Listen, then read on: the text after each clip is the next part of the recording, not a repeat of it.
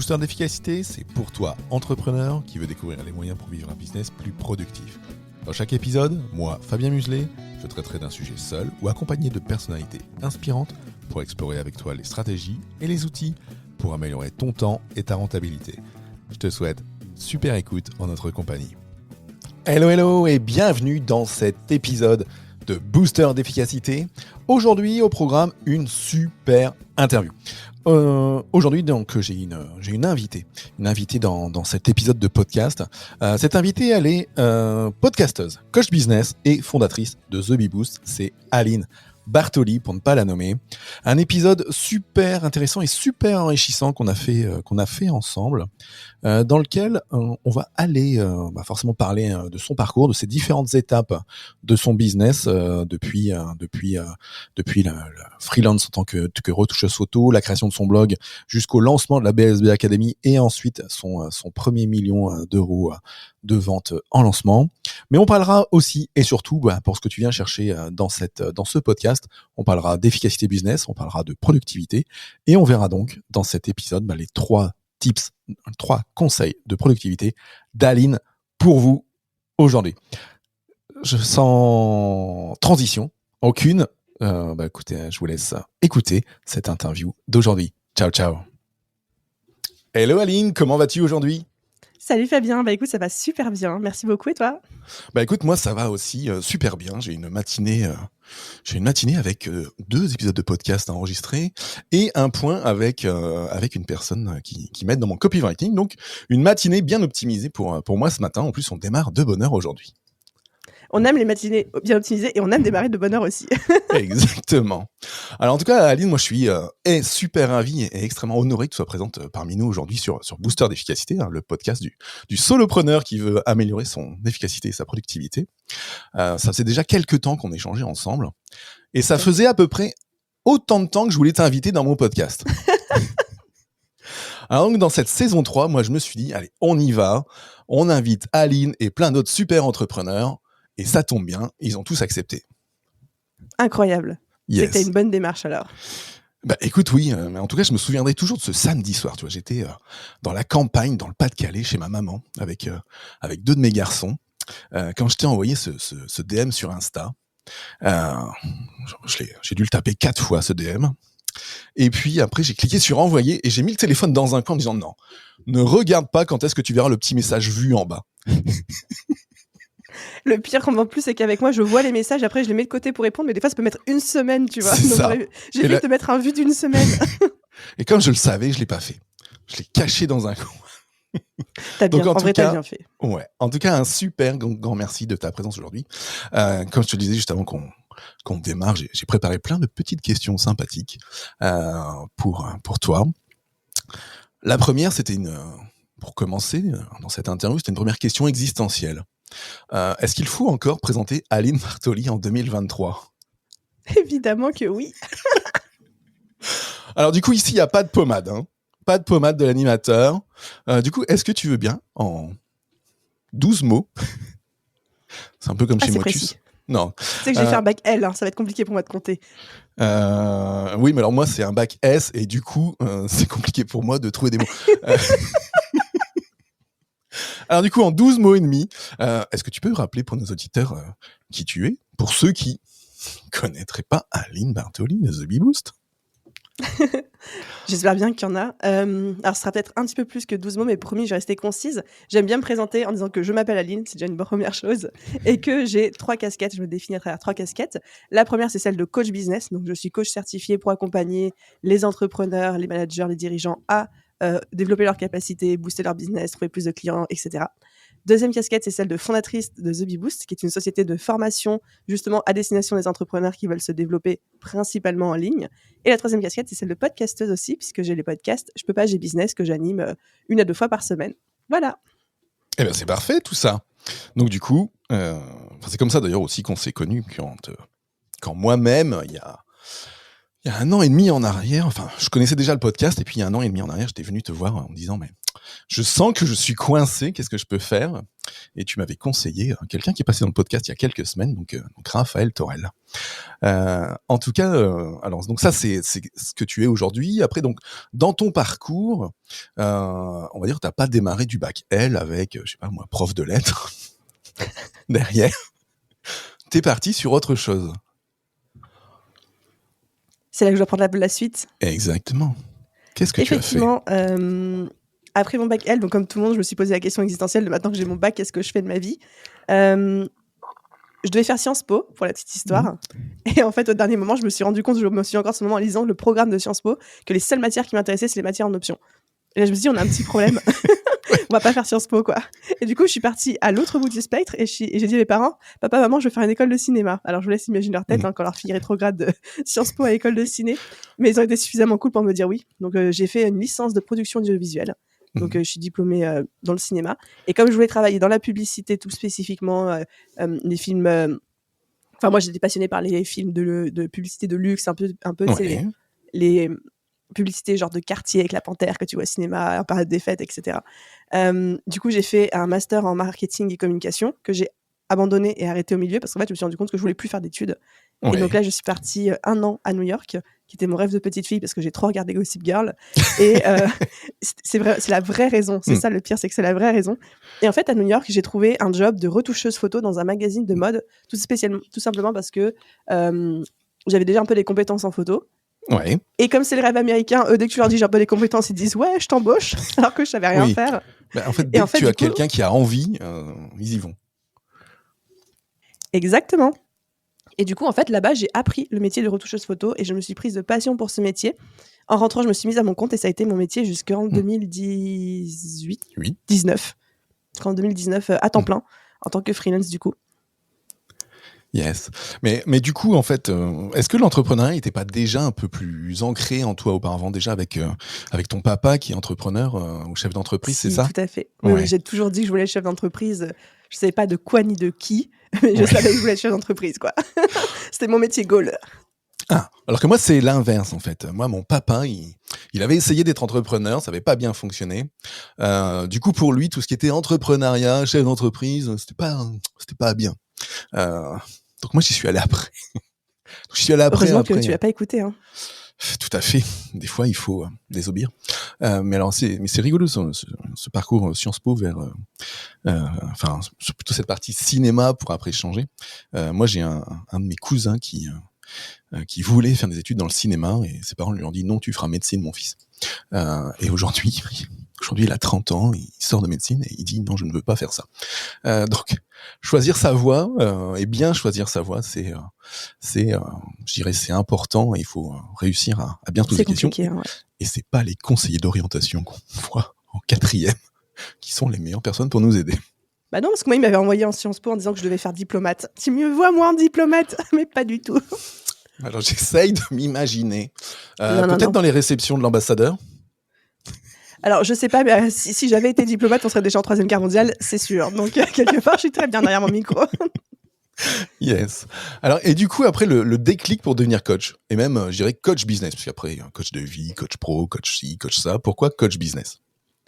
Et ben en fait, d'abord c'est le business et ensuite c'était le coaching. C'est-à-dire que quand j'étais retoucheuse photo, ce qui s'est passé, c'est que, bon, je te passe tout le storytelling de j'ai eu une rupture très compliquée, je me suis noyée dans le travail, il fallait occuper mes soirs, mes week-ends, nanana.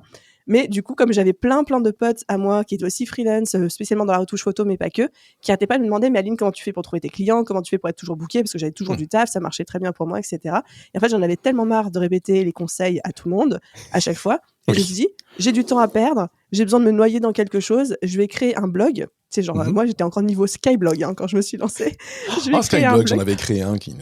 Mais qui n'avait pas créé le Skyblog, quoi? Tu sais que j'ai encore tous mes textes et tout, j'ai tout sauvegardé. Des fois, je les relis, c'est pathétique. Mais non. C'est très drôle.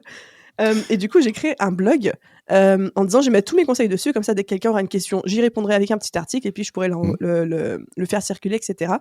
Donc c'est ce que j'ai fait, sauf que tu nous connais, on est des entrepreneurs et on peut pas s'empêcher de se challenger. Donc très, Mais très oui, vite, je me et on suis peut pas retrouvée à s'empêcher Google. d'avoir 200 idées de plus. Mais voilà!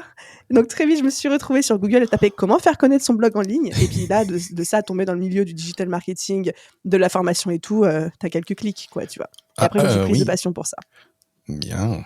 Je vois, c'est un peu comme ça que j'ai démarré le podcast, en me disant: «Bah, tiens, je vais répondre aux gens. Oh, j'ai pas fait littéraire, je vais pas faire un blog finalement. Bah ouais. Oh, la vidéo, c'est un peu ça prend plus de temps, plus de trucs». Donc je suis parti comme ça sur le podcast pour, pareil, répondre à ceux qui me posaient plein de questions sur comment tu t'organises, comment tu fais avec X enfants, comment tu fais ci, comment tu fais pour être président d'asso, président de ci, machin bidule. Donc ouais, pareil. Euh, et après, alors du coup, donc tu commences à faire ce blog, tu commences à faire ces choses, tu commences à devenir donc business et après coach. Et après, les étapes d'après dans ton business, ça a été quoi? Ça a été quoi ce que tu as pu identifier comme tes grands paliers, tes grands moments, je dirais là où il y avait les défis majeurs et où il y avait ce passage à la marche du dessus ou autre? On va dire que j'en vois 3. Ouais. Le premier, c'est quand le blog est devenu mon boulot à temps plein Mmh. et que j'ai décidé de me former comme coach. Donc ça s'est fait à peu près 1 an après que je l'ai créé. Donc je l'ai créé en été 2018 et ça s'est fait en septembre 2019, où je me suis dit: «OK, je prends le leap, je saute le pas et on tente, on va voir si on arrive à vivre de cette activité». Spoiler alerte, ça a été le cas. Donc là, j'ai aussi entamé ma formation de coach pour Ouais. revenir sur la question de tout à l'heure, pour me faire certifier. Donc j'ai commencé à coacher avant d'être coach. Le deuxième grand pas, ça a été en septembre 2020, donc encore 1 an après, où là j'ai lancé mon premier gros programme de formation en ligne, où là j'ai complètement arrêté les coachings individuels pour me concentrer sur de la formation, qui est un format que je préférais. J'adore faire du groupe, j'adore quand il y a beaucoup de monde, etc. Et le one-on-one, c'était un petit peu moins fait pour moi, même si j'aime quand même ça. Donc ça, c'était septembre 2020. Et je pense qu'après, ouais, 2021, là c'est ça, 2021, l'année où on a fait le premier million en termes de Oui. chiffre d'affaires. Et où là, pour moi, ça a été le million, mais ça a été surtout j'ai atteint un de mes objectifs de vie, donc qui est trop bien. Mais 2, je ne suis plus seulement solopreneur, je suis plus seulement une petite blogueuse qui fait des formations en ligne, mais j'ai un vrai business. Et bon, après, il y a les salariés qui sont arrivés et tout machin. Et Ouais. je pense que c'est là aussi où je me suis autorisée à prendre ma posture de chef d'entreprise, quoi. Ok, donc c'est vraiment à ce moment-là où tu fais ce que moi j'appelle le passage de solo à CEO Ouais. pour faire une rime entre français et anglais. Euh, et moi j'aurais bien voulu savoir, pour un peu aider le parcours des gens, le moment où tu sais que c'est entre ce passage blog et la BSB Academy, qu'est-ce qui te pousse à ça et c'est quoi le challenge à ce moment-là pour passer à ça, pour les gens qui peuvent se poser ce genre de questions? Je faisais beaucoup d'individuels. Mmh. J'adorais ça. Mais moi, j'adore accompagner plein de monde en même temps. Et Ouais. même en tant que coach, j'ai allé jusqu'à 16 clients en même temps. C'est ingérable. C'est Ouais, horrible. 16 clients en coach, là, l'agenda, il est bien rempli, il y en a partout. Ah ouais, non, mais c'était Il faut que les ingérable. rendez-vous soient bien respectés, pas que la personne déplace 3 fois dans la journée ou dans la semaine. Et puis nous, en tant que Ouais. coach, on travaille aussi entre les rendez-vous, hein. Il y a des feedbacks à faire. Enfin, Oui. moi, j'étais le genre de coach j'allais démarcher les gens pour mes études, mes coachés, etc. Enfin, donc il y avait un petit peu de ça.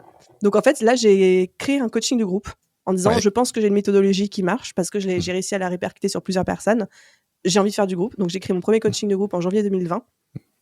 Je l'ai fait 2 fois, à 2 reprises, donc avec 2 groupes différents. Et je me suis dit, j'ai une méthodologie qui marche. J'ai réussi à les systémiser ou systématiser.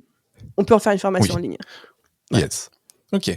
Ouais, donc c'est en fait c'est ce qui t'a permis aussi alors, de franchir ce cap, de aussi franchir ce cap par la suite financier en 2021 avec le lancement d'après, mais surtout de te libérer du temps pour peut-être faire plus de choses ou diversifier ton activité peut-être.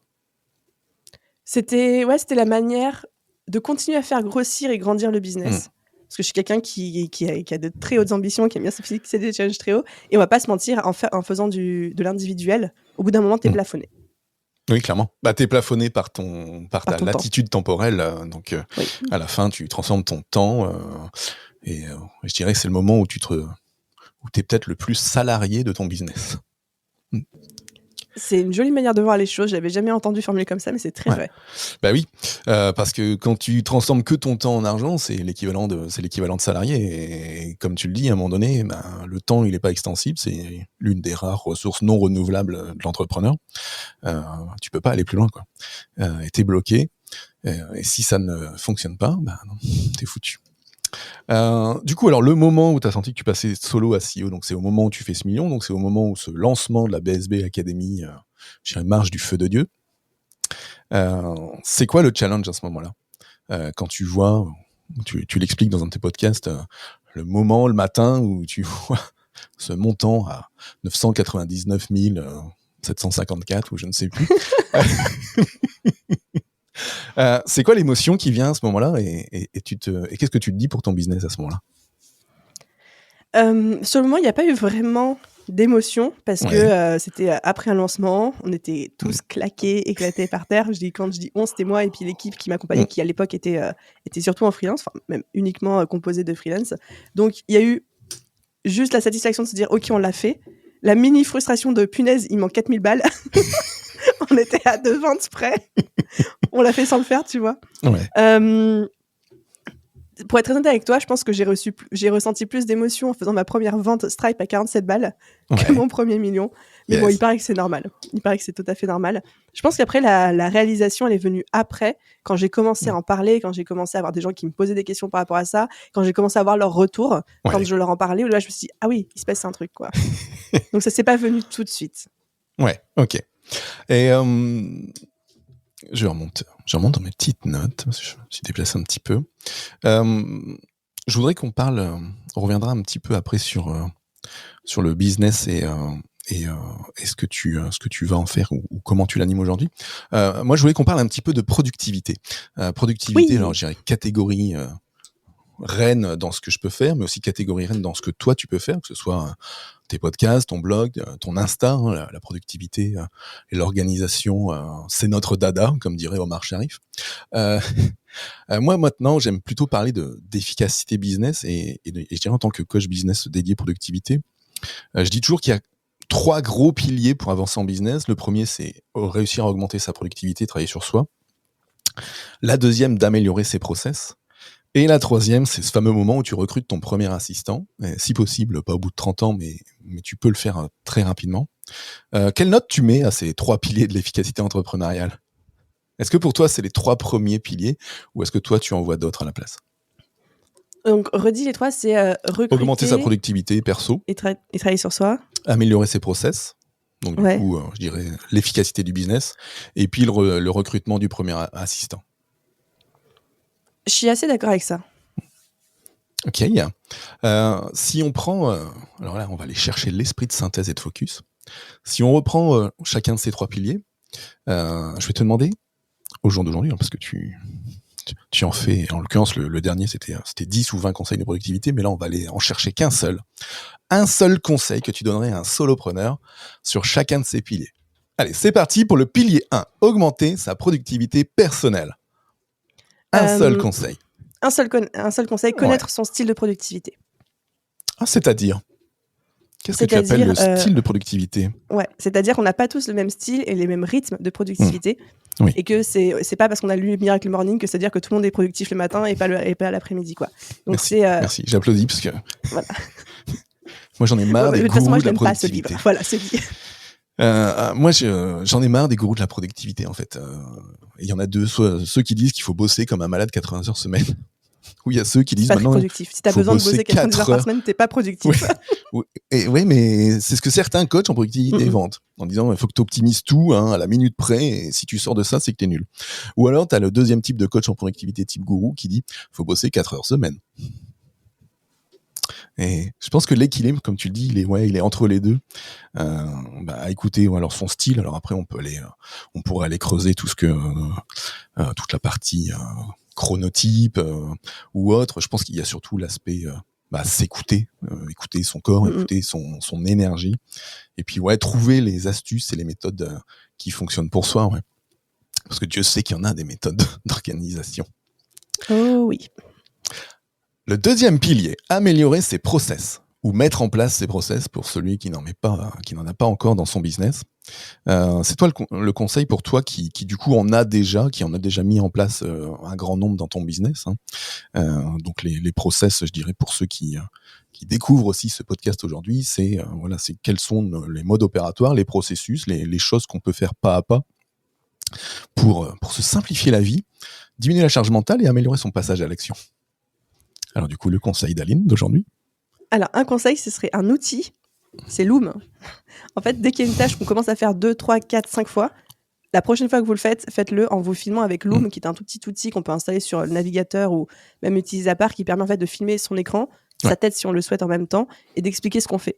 Et en fait, faites-le, filmez-vous, expliquez, même si pour l'instant il n'y a personne d'autre qui va le regarder, mais comme ça, au fur et à mesure, vous allez vous constituer une bibliothèque de process justement, et le jour où quelqu'un rentre dans votre entreprise, un assistant par exemple, c'est le conseil juste d'après, et ben vous n'avez plus qu'à lui mettre à dispo cette bibliothèque, et vous n'avez même pas, entre guillemets, même pas besoin de le former.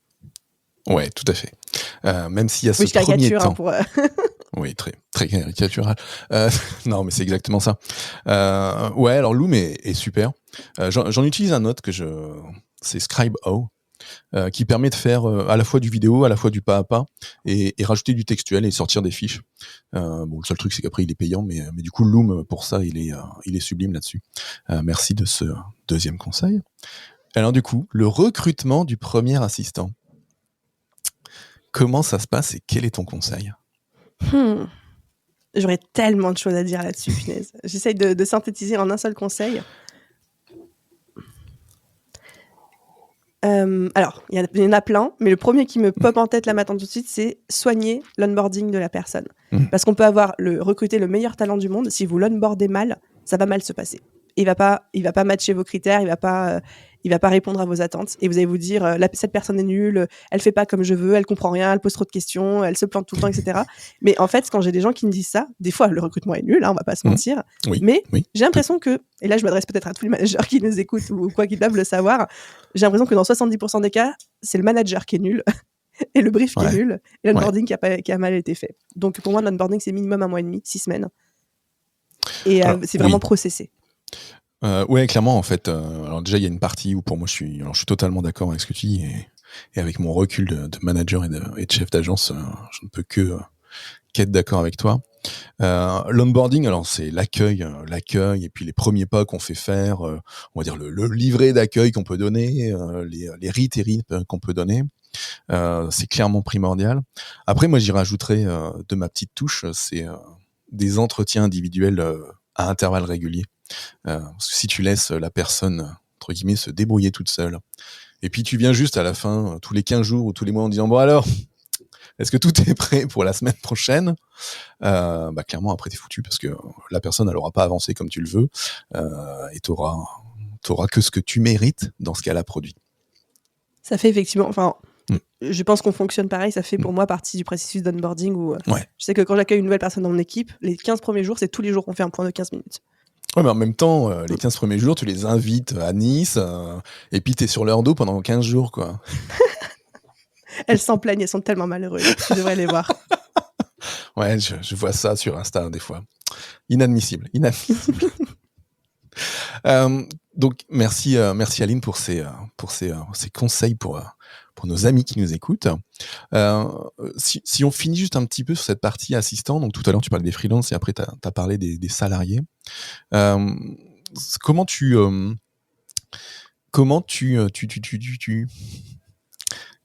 as pu estimer ce moment entre freelance et salarié dans ton business? Est-ce que c'était le fait d'avoir les revenus récurrents ou est-ce que c'était planifié comme ça? Dis-nous tout. Alors, ce n'était pas du tout planifié. Ouais. Je ne pensais même pas un jour avoir des salariés. Okay. Enfin, je me suis vraiment beaucoup posé la question, parce qu'il y a des avantages et des inconvénients dans les deux camps, freelance ou salarié. Les deux motivations qui ont fait que j'ai recruté ma première salariée, du coup c'était en été 2022. La première, c'est une obligation légale qui s'appelle le travail dissimulé. C'est qu'au bout d'un moment, quand tu as quelqu'un qui travaille quasi à temps plein pour toi en tant que freelance et qui n'a pas d'autres clients parce que tu ne le laisses pas avoir d'autres clients, c'est complètement illégal. Tu es censé le salarier. Ou en tout cas, faire en sorte si tu es le seul fournisseur de cette personne, oui. En fait, il n'y a pas de règle précise, mais même si tu es pas le seul client de cette personne, mais que tu représentes la majorité de son chiffre d'affaires, qui a un lien de subordination qui peut être prouvé dans la tâche, dans la manière dont tu délègues, dont tu manages, etc., ça peut être requalifié en CDI d'office, même si la personne elle a d'autres clients à côté. Donc il y avait ça, il y avait ce côté légal. Et je pense que le deuxième déclic qui m'a vraiment fait sauter ce pas, c'était de me dire, cette personne-là est tellement top que j'ai envie de m'attacher l'exclusivité de son talent. Je ne veux pas qu'elle travaille pour quelqu'un d'autre. Exactement. Tu vois, c'est comme les discussions la fameuse discussion est-ce qu'on se met en couple parce que j'ai plus envie que tu ailles voir d'autres personnes, tu vois. Ça a été exactement ça. Viens, je te fais signer un contrat. Ouais. Voilà. Ok. Super. Si on reprend sur la partie, on a réentamé un petit peu la partie business. Alors j'ai 2 questions qui sont presque identiques. Donc, il faut bien écouter. C'est quoi les 1 à 3 erreurs majeures que tu as faites dans ton parcours d'entrepreneur? Donc les 2-3 erreurs majeures que tu as faites, que tu ne referais plus. Alors, première erreur, c'est trop tardé dans mon passage d'entreprise individuelle à société. Erreur numéro 1 qui m'a coûté, je pense, quelques dizaines, pour pas dire une centaine de milliers d'euros en termes d'impôts, de choses comme ça. Oui. Donc, voilà. Deuxième erreur, je pense que ça n'a pas été d'être suffisamment rigoureuse sur le suivi de mes datas et de mes chiffres dans le développement de mon business. Oui, c'est vrai, tu en parles dans plusieurs de tes épisodes. Ouais. Sur le moment, je ne l'ai pas vécu comme une erreur, mais aujourd'hui, avec la taille de business qu'on commence à atteindre, j'aurais aimé avoir les 2 dernières années d'historique en termes de data, de chiffres, etc., particulièrement sur les lancements. Je ne les ai pas parce que j'ai jamais pris le temps de les faire et ça. Et là, aujourd'hui, ça me fait chier. Donc, à l'époque, je n'avais pas du tout conscience de faire une erreur, mais 2 ans plus tard, je m'en mords les doigts. Et mais est-ce que ces data, tu peux pas encore les récupérer? Est-ce que tu n'as pas moyen d'en récupérer une partie? Non, pas toutes. Ok. Et alors, du coup, la presque question pareille, c'est quoi les 2-3 erreurs majeures que tu as faites et que tu referais encore parce qu'elles t'ont vachement fait grandir dans ton business? Faire n'importe quoi en termes de gestion financière sur mon premier séminaire. Bon, ça, c'était il n'y a pas longtemps. C'était une grosse connerie qui m'a fait perdre 80 000 euros dans la trésor, mais que je referais quand même parce que l'expérience était dingue et je pense que j'avais besoin de vivre cette expérience-là. Ouais, puis on en avait parlé dans l'épisode avec Raphaël où clairement là, fin 2022-23, le retour à du physique, il est primordial pour les gens après tout ce qui a pu être vécu et toute la partie, même la partie business en ligne, a besoin de se voir et d'avancer ensemble. Clairement. Comment tu imagines aujourd'hui la suite de ton business? Parce que tout à l'heure, tu avais parlé de cet objectif qui était le premier million. Du coup, c'est quoi la suite? Les premiers 10 millions? Ok, c'est noté. C'est quand la date? Parce qu'un objectif sans date, c'est juste un rêve. Avant les 40 ans. C'est noté. Je reviendrai te voir. On refera l'interview à ce moment-là. Bon, ça, c'est d'un point de vue chiffre, mais sinon, d'un point de vue quali ou autre, c'est quoi les next steps? Continuer à faire grandir The Bee Boost. Aujourd'hui, c'est un organisme de formation. Enfin, organisme de formation, on s'entend, hein, c'est pas CPF ni rien, mais voilà. Et commencer à construire l'écosystème The Bee Boost. Parce qu'aujourd'hui, on a un engrenage de l'écosystème. Et moi, j'imagine quelque chose avec plein d'autres sociétés satellites qui viennent compléter de par le fond la forme ce qu'on offre aujourd'hui aux entrepreneurs et qui pourrait leur permettre toujours de continuer à grandir, se développer, passer les next steps au niveau de leur business, etc. Alors du coup, est-ce qu'on peut spoiler un petit peu tout ça ou c'est encore secret? Vu qu'on est entre nous, Fabien, on peut spoiler un peu. Youpi. Surtout que moi, j'ai plein d'idées. Hein. J'ai plein d'idées pour tout à l'heure, mais je les garde. Ah non, tu peux pas me dire tes idées du coup? Ah non, je peux pas le dire maintenant, c'était la fin. Non, allez. Okay. Moi, j'avais pensé à le Bee Holiday, une semaine de vacances avec Aline Bartoli et toute l'équipe.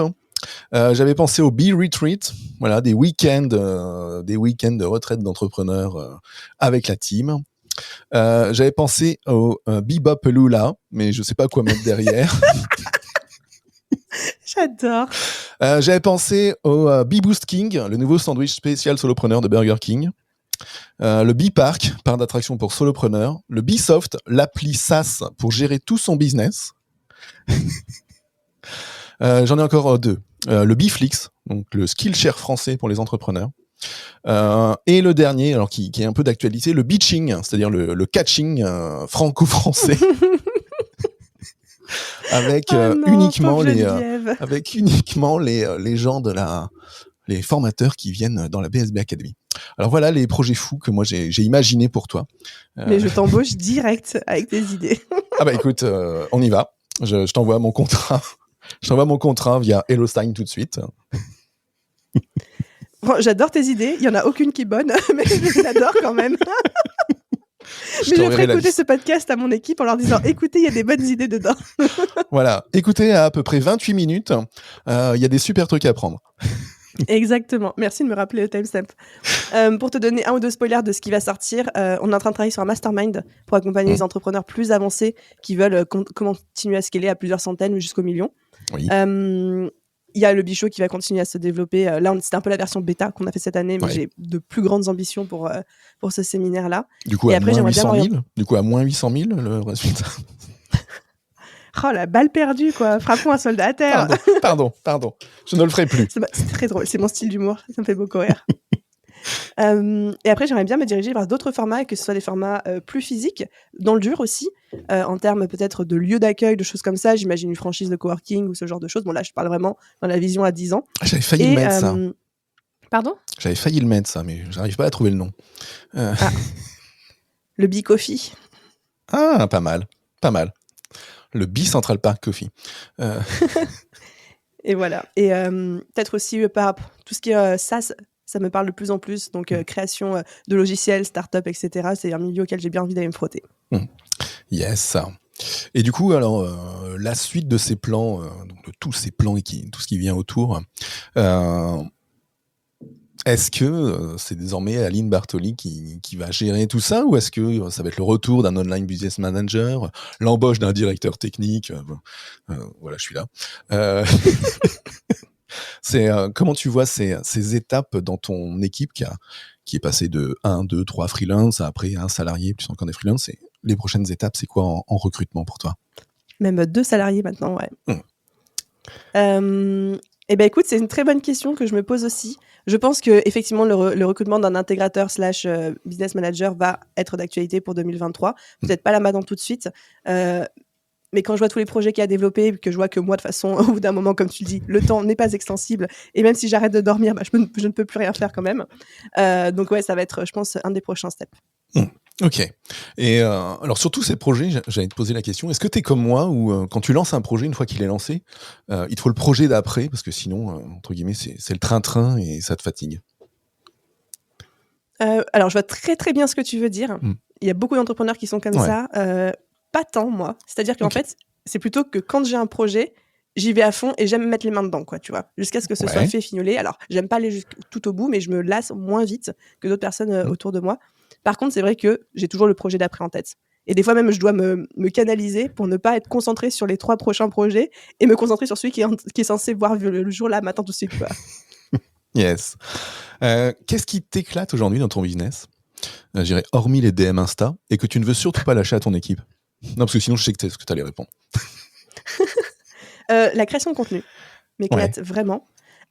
Manager mon équipe, j'adore ça. Et je peux pas leur déléguer, forcément, de base. Non, mais après, tu pourrais recruter quelqu'un qui s'occupe du management et de la gestion de l'équipe. Mais du coup, c'est pas forcément l'optique aujourd'hui. Ouais, effectivement... tu m'as dit de pas le citer, mais je le fais quand même parce que je respecte pas les règles. Mais ouais, tous les échanges quotidiens avec la communauté, c'est j'adore, quoi. Si je pouvais être payée pour répondre à mes DM toute la journée, c'est ce que je ferais. Et je serais plus rapide. Ah, c'est noté. Petite question d'ouverture. Tu nous parles toujours de plan d'action business, d'objectifs. Tu nous parles aussi souvent que parfois, si ta vie perso était haute, ce serait différent. Est-ce que tu as un plan d'action aussi pour ta vie perso? Ou est-ce que de ce côté-là, c'est freestyle? Est-ce que tout est organisé de A à Z? Ça dépend quelle strate de la vie perso. Ok. Il y a des choses qui sont complètement freestyle. Il y a des autres qui sont très organisées. Ok. C'est quoi les gros cailloux de cette année? La BSB Academy, donc là, le lancement, moi, mon pif me dit que c'est imminent. Ah bon? Oui, je ne sais pas pourquoi. Et puis, donc tu as parlé du Bichot tout à l'heure, donc du coup, c'est quoi les gros cailloux de ton business pour cette année, d'un point de vue pour les clients, quoi? Donc la BSB, effectivement, le séminaire, tu l'as cité, le lancement de notre mastermind, Et j'aimerais bien qu'on lance plein de petites offres, mais ça fait partie d'un gros rock, justement. Justement, l'objectif étant de sortir d'un business model où 90% du chiffre d'affaires se fait sur un lancement et sur 10 jours dans l'année. C'est quand même pas très solide ni stable en termes de pérennité. Ok, Je sais pas donc du pourquoi on coup, dit ça, mais donc du coup, un aspect web, petite formation ou petit accompagnement pour petit produit, ouais. diversifier. Ouais, ok. Du coup, alors donc là, le lancement, on sent que c'est pour bientôt. Le bichot, pour quand est-ce que je peux prendre ma place que je n'ai pas prise l'année dernière? J'ai pas encore les dates, mais ce sera certainement Ok. octobre 2023. D'accord. Eh ben parfait. Et Du coup, j'espère les t'y news. voir maintenant que tu l'as dit, hein. Tu t'es engagé publiquement. Exactement. Je serai là. Je donnerai les week-ends où je suis pas dispo, comme ça tu caleras la date. Allons-y, on va faire un doodle avec toute la communauté, je pense. Ah ouais, pas mal ça. Super. Donc du coup, les news, moi, on enregistre. Enfin, moi, j'en vois 2, mais toi, dis-moi. Je dirais, il y a Catching là, qui arrive là au moment où on enregistre et à peu près au moment où on sortira cet épisode. Et puis ce lancement en cours. Mais sinon, les news business, The Bee Boost ou Aline, c'est quoi en ce moment? Oh ben, en vrai, là, c'est exactement ce que je viens de dire, la BSB, sachant que c'est vrai que c'est 10 jours de lancement, mais pour nous, c'est 3 mois de préparation ultra intensif. Vraiment, on est à fond. Donc, on est concentré là-dessus. Effectivement, il y a aussi un peu catching à côté, mais la priorité est donnée à la BSB. Ok. En tout cas, bah écoute, un grand, je vais pas dire chance, non. Qu'est-ce qu'on peut dire? Tu as le droit de dire des gros mots dans ton podcast? Oui, on peut, hein. Tu peux dire Ok. merde. Donc un gros merde pour ce futur lancement qui arrive. Je suis en train de faire mon premier lancement, donc je vois à peu près tout ce qu'il faut faire ou tout ce que je peux oublier de faire. Donc j'essaie de regarder un petit peu ce qui se fait à côté, parce que mine de rien, c'est quand même énormément d'énergie et de choses à faire et à préparer. Je dirais qu'il y a quand même énormément de choses à préparer au millimètre, tout en laissant une part d'adaptation perpétuelle. C'est très bien résumé, ouais. Et dans l'adaptation perpétuelle, est-ce que parfois on procrastine pas? Est-ce qu'il t'arrive encore de procrastiner, Aline? Tous les jours. Tous les jours. Alors c'est quoi la technique, le hack ultime, avant qu'on se quitte pour ne pas procrastiner, vu par toi, Aline? Je peux en partager 2 parce qu'il y en a Oui. un, c'est le hack, on va dire, théorique, et l'autre, c'est le hack pratique chez Aline. Alors allons-y pour un hack théorique, mais on a le droit dans ce podcast, on a le droit de dire que des choses qu'on a testées et qui fonctionnent. Hein. Bah, le je vais reste dire est un interdit. je vais dire un truc que j'ai testé qui fonctionne. Après, je vais dire ce qui se passe vraiment dans 99% du cas, d'accord? Oui. Donc, le hack théorique pour arrêter de procrastiner, c'est déjà de comprendre pourquoi est-ce qu'on procrastine. Parce que moi, j'ai identifié que soit je procrastine parce que j'ai peur de la tâche, soit je procrastine parce qu'elle me fait chier. Donc déjà, quand tu arrives à comprendre quelle est la cause, tu arrives à trouver une solution par rapport à ça. Et ensuite, moi, c'est vraiment de me le caler dans mon emploi du temps avec du time blocking sur mon calendrier et de me créer une petite ambiance qui va être propice à la concentration, donc petite musique, petite bougie, dans le calme, etc. Et là, vraiment, après, quand j'y vais, quoi. Donc ça, c'est le hack théorique qui fonctionne parce que j'ai quand même testé, etc. En pratique, 90% du temps, J'adore. ce qui fonctionne pour moi pour arrêter de procrastiner, c'est d'être au pied du mur en mode l'email, il doit partir demain, il est midi. Voilà. Oui, ok. Donc là, je vais le rédiger, l'email. Ouais, donc voilà. Donc là, c'est la technique anti-procrastination. C'est t'attends le dernier moment, t'as le stress qui monte tout le temps, t'as la charge mentale tous les jours en disant il faut que je fasse ce mail qui doit partir dans 3 jours. Il faut que je fasse ce mail qui part dans 2 jours. Et voilà. Bah bravo. Bah, en même temps, j'ai donné le vrai conseil qui fonctionne et qui fonctionne aussi pour moi. Et j'ai quand même envie d'être honnête avec nos auditeurs en disant je suis la première à fonctionner très très bien dans l'urgence. Moi, l'adrénaline, c'est mon carburant. Et donc, beaucoup de fois, ça se passe comme ça de mon côté, quoi. Oui, mais parce qu'on parle vrai dans ce qu'on peut avancer. C'est comme, exactement. C'est comme c'est comme quand on a échangé par Instagram il y a 3 jours sur ce qu'on avait fait le week-end et où tu m'as dit où je t'ai donné que mes priorités de la semaine étaient faites, ce que j'avais fait, puis tu m'as dit j'admire que tout soit carré de ton côté comme ça, et je t'ai répondu c'est la face cachée de l'iceberg, parce que oui, même si on est organisé, même si on a des résultats, même si on paraît réussir à gérer 5 gosses, 3 associations, un business, un job salarié, j'en passe, c'est des meilleurs, oui, il y a aussi des moments où on procrastine, des moments où on fait rien, parce qu'il faut aussi s'écouter. Et puis il y a tous ces moments où comme tu le dis, de toute façon il y a l'échéance, on est au pied du mur, et il y a plus qu'à. Je rebondirai sur ce que tu as dit sur la tâche qui fait peur. De mon recul, dans tous les accompagnements que j'ai pu faire d'entrepreneurs ou de managers qui pensent avoir peur et qui du coup procrastinent pour pas avancer, c'est parce qu'ils voient le mur. Ils voient le mur du projet ou de l'objectif face à eux, et ils voient pas chacune des petites briques pour le construire, ce mur. Donc moi, le conseil que je donne aux gens qui ont peur de leurs objectifs et de leurs tâches, c'est ça, c'est de se poser 5 minutes avec une feuille en disant je dois faire ça, mais c'est quoi tous les petits trucs que je dois faire pour avancer?